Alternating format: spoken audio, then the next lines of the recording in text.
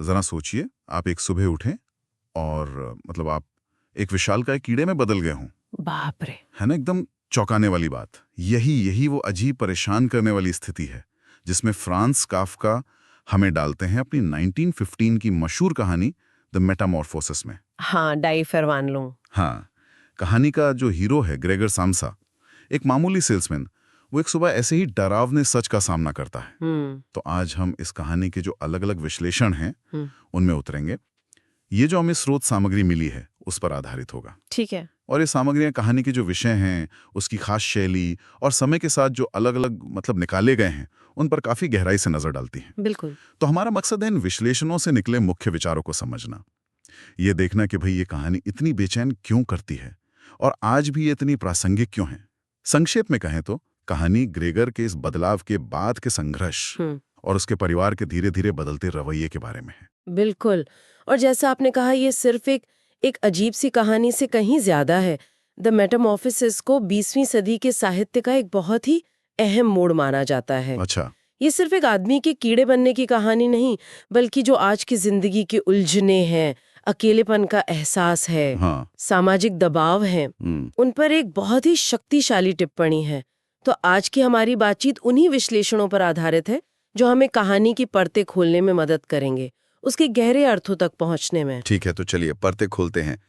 पहला बड़ा विषय जो इन विश्लेषणों में बार बार आता है वो है अलगाव या अकेलापन, एलियनेशन एंड आइसोलेशन जिसे कहते हैं। हाँ, ग्रेगर का ये जो शारीरिक बदलाव है वो उसे एकदम से समाज से, अपने काम से, यहाँ तक कि अपने परिवार से भी जैसे काट देता है। बिल्कुल। न वो बात कर पाता है, न पहले की तरह जी पाता है। मतलब एक झटके में वो अपने ही घर में एक अजनबी बन जाता है। हाँ, और यहाँ एक दिलचस्प बात यह है कि विश्लेषण ये भी कहते हैं कि ये अलगाव सिर्फ उसके कीड़े बनने के बाद नहीं शुरू हुआ। अच्छा। हाँ, वो इशारा करते हैं कि ग्रेगर अपने बदलने से पहले भी एक तरह के अकेलेपन का शिकार था। वो अपनी उबाऊ, थका देने वाली नौकरी में फंसा था, परिवार की जरूरतें पूरी करने के लिए अपनी ख्वाहिशें निभा रहा था। तो ये एक तरह का अस्तित्ववादी अकेलापन है जिसे काफ्का दिखाते हैं कि आप भीड़ में होकर भी अकेले हो सकते हैं। मतलब ये जो बदलाव था ये उसके अंदरूनी अकेलेपन का ही एक भयानक बाहरी रूप बन गया। काफी हद तक, हाँ। विश्लेषण इसी तरफ इशारा करते हैं। वो जो अंदरूनी अलगाव था वो अब बाहर दिखने लगा, ठोस हो गया। अब वो सिर्फ महसूस नहीं करता था बल्कि सचमुच में कट चुका था। शरीर बदल गया पर मन तो वही था, सोचने वाला, महसूस करने वाला। हाँ। तो वो फंस गया एक इंसान की चेतना, एक कीड़े के शरीर में। और परिवार, समाज, वो उसे अब ग्रेगर की तरह नहीं बल्कि एक कीड़े की तरह देखने लगते हैं, धीरे धीरे उसकी इंसानियत को नजरअंदाज करते हुए। और ये बात आज भी उतनी ही लागू होती है शायद। बिल्कुल। जैसा कि सामग्री बताती है, ये थीम आज शायद और भी ज्यादा प्रासंगिक है। देखिए ना, नौकरी का दबाव, सामाजिक उम्मीदें, डिजिटल दुनिया में हम जुड़े हुए दिखते हैं पर असल जिंदगी में अकेलापन बढ़ रहा है। ये सब उसी अलगाव के ही तो अलग अलग रूप है। ये वाकई सोचने वाली बात है कि बाहर का रूप बदलते ही अंदर की सच्चाई कितनी जल्दी भुला दी जाती है। और ये अकेलापन सिर्फ बाहर की दुनिया से नहीं था, ये तो उसके सबसे करीबी रिश्ते, उसके परिवार तक पहुंच गया था। और यहीं से कहानी का एक और अहम पहलू सामने आता है, परिवार और कर्तव्य, फैमिली एंड ड्यूटी। विश्लेषण बताते हैं कि शुरू में परिवार उसे बर्दाश्त करता है, शायद इसलिए कि वो कमाता था। हाँ, यहाँ विश्लेषण एक थोड़ी कड़वी सच्चाई सामने लाते हैं। जब तक ग्रेगर कमा रहा था, परिवार का बोझ उठा रहा था, वो उनके लिए उपयोगी था, मतलब यूजफुल था। हाँ, यूजफुल। और शायद इसी वजह से परिवार उसके प्रति थोड़ी जिम्मेदारी या सहानुभूति दिखाता था, या कम से कम सह लेता था। लेकिन जैसे ही वो अक्षम हुआ, एक बोझ बन गया, अनुत्पादक। बिल्कुल, अनुत्पादक सदस्य। तो वो शुरुआती सहानुभूति धीरे धीरे खत्म होने लगती है। फिर चिढ़, नफरत और आखिर में ये भावना कि वो बस एक बोझ है, ये हावी हो जाती है। ये बदलाव तो बहुत कठोर लगता है। क्या परिवार का प्यार सिर्फ जरूरत पर टिका था? ये एक बड़ा सवाल है जो कहानी और उसके विश्लेषण उठाते हैं। और सामग्री इस विचार पर जोर देती है कि हाँ, कई बार यहाँ तक कि परिवार के रिश्तों में भी प्यार और देखभाल शर्तों पर आधारित हो सकते हैं। अच्छा। वो व्यक्ति की उपयोगिता से जुड़ जाते हैं, न कि बिना शर्त वाले अपनेपन से। जैसे ही ग्रेगर अनुपयोगी हुआ, परिवार के लिए उसका होना एक परेशानी, एक शर्मिंदगी बन गया। ये मानवीय रिश्तों की नाजुकता को दिखाता है। कैसे हालात बदलते ही, जरूरतें बदलते ही रिश्ते भी बदल सकते हैं। ये थोड़ा असहज करने वाला विचार है, पर विश्लेषण इसे कहानी के केंद्र में रखते हैं। और इसी बदलाव में एक और परत है जिस पर विश्लेषण रोशनी डालते हैं, वो है अमानवीकरण, डीह्यूमनाइजेशन जिसे कहते हैं। हाँ, विडंबना देखिए, ग्रेगर अपने कीड़े वाले शरीर में ज्यादा मानवीय भावनाएं दिखाता है। उसमें अपराध बोध है, परिवार की फिक्र है, शायद प्यार भी है। बिल्कुल। और दूसरी तरफ उसका परिवार, जो बाहर से नॉर्मल इंसान है, वो धीरे धीरे ज्यादा ठंडे, स्वार्थी और एकदम प्रैक्टिकल हो जाते हैं। वो उसे वो या वो चीज कहने लगते हैं, हाँ, इट या दैट थिंग। जैसे उसकी इंसानियत बची ही ना हो। बिल्कुल, और यही काफका की खूबी है। वो दिखाते हैं कि कैसे बाहरी रूप बदलने के बाद भी अंदर की इंसानियत रह सकती है, जबकि जो सामान्य दिखते हैं वो मुश्किल हालात में अपनी संवेदनशीलता खो सकते हैं। यहाँ विश्लेषण ये तर्क देते हैं कि काफका शायद ये कह रहे हैं कि हमारा समाज अक्सर लोगों को उनकी उत्पादकता, प्रोडक्टिविटी के पैमाने पर ही तौलता है। अच्छा। जब तक आप सिस्टम के लिए काम के हैं, आपका महत्व है।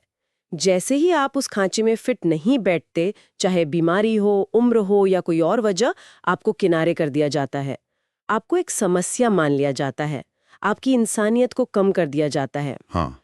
ये व्यक्ति की अंदरूनी कीमत और उसकी सामाजिक या आर्थिक कीमत के बीच का जो तनाव है, उस पर एक गहरा सवाल उठाता है। सच में। और फिर आता है वो पहलू जो शायद पढ़ने वालों को सबसे ज्यादा उलझाता है, कहानी का बेतुकापन या अस्तित्व की निरर्थकता, एग्जिस्टेंशियल अब्सर्डिटी। हाँ, ये बहुत अहम है। हमें कभी बताया ही नहीं जाता कि ग्रेगर क्यों बदला। कोई वजह नहीं दी गई, न जादू, न श्राप, न कोई वैज्ञानिक कारण। वो बस एक सुबह कीड़ा बन गया। कहानी इस क्यों का जवाब देने में कोई दिलचस्पी नहीं दिखाती। हाँ, और विश्लेषण इसे अस्तित्ववादी साहित्य की एक खास पहचान मानते हैं। ये क्यों का जवाब ना मिलना, ये कारण का ना होना, यही अस्तित्व की निरर्थकता को दिखाता है।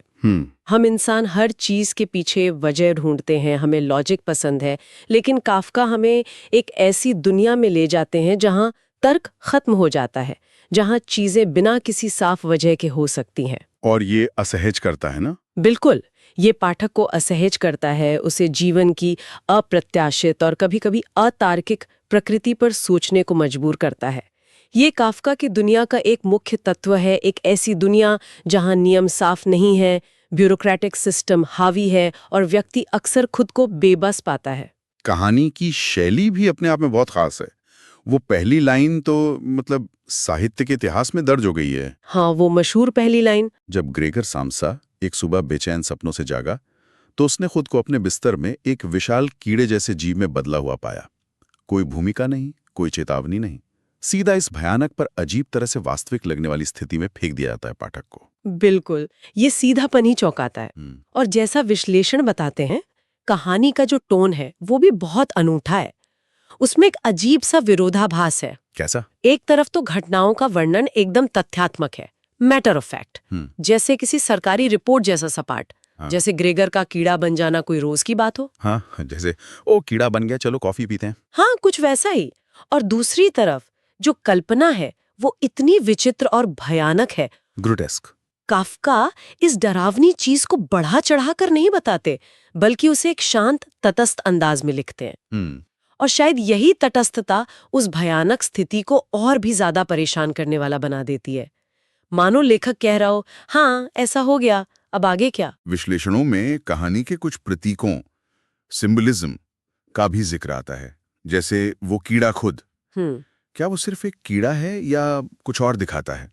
हाँ, प्रतीक कहानी को कई और मतलब देते हैं। हाँ। विश्लेषण कुछ मुख्य प्रतीकों को उजागर करते हैं। पहला तो है कीड़ा खुद। हाँ। ये सबसे साफ प्रतीक है। ये ग्रेगर की इंसानियत के छिन जाने का, उसके सामाजिक और आर्थिक मूल्य के खत्म हो जाने का प्रतीक है। समाज की नजर में वो अब इंसान नहीं, एक घिनौना कीड़ा है जिसे नजरअंदाज करो या कुचल दो। ठीक। और दूसरा है उसके कमरे का दरवाजा, द डोर। ये ग्रेगर और बाहरी दुनिया, खासकर उसके परिवार के बीच की फिजिकल और इमोशनल दोनों तरह की बाधा बन जाता है। अच्छा। पहले वो खुद दरवाजा बंद रखता है अपनी हालत छिपाने के लिए, फिर धीरे धीरे परिवार उसे बंद रखने लगता है, उसे बाहर रखने के लिए। ये उसके बढ़ते अलगाव का प्रतीक है। और तीसरा? तीसरा है उसकी मौत। कहानी के अंत में ग्रेगर की मौत उसके परिवार के लिए एक तरह की राहत लेकर आती है। हाँ, वो लोग जैसे आजाद महसूस करते हैं। बिल्कुल, वो बोझ से मुक्त महसूस करते हैं, भविष्य की योजनाएं बनाने लगते हैं। ये उसके अस्तित्व की चूरण निरर्थकता को दिखाता है, जैसे उसका होना या ना होना उनके लिए मायने ही नहीं रखता था सिवाय एक बोझ के। ये मुक्ति का भी प्रतीक है, लेकिन पाठक के लिए ये एक बहुत दुखद अंत है। ये प्रतीक वाकई कहानी को एक गहरी, कई परतों वाली संरचना देते हैं। ये सिर्फ सतह पर जो दिख रहा है वो कहानी नहीं रह जाती।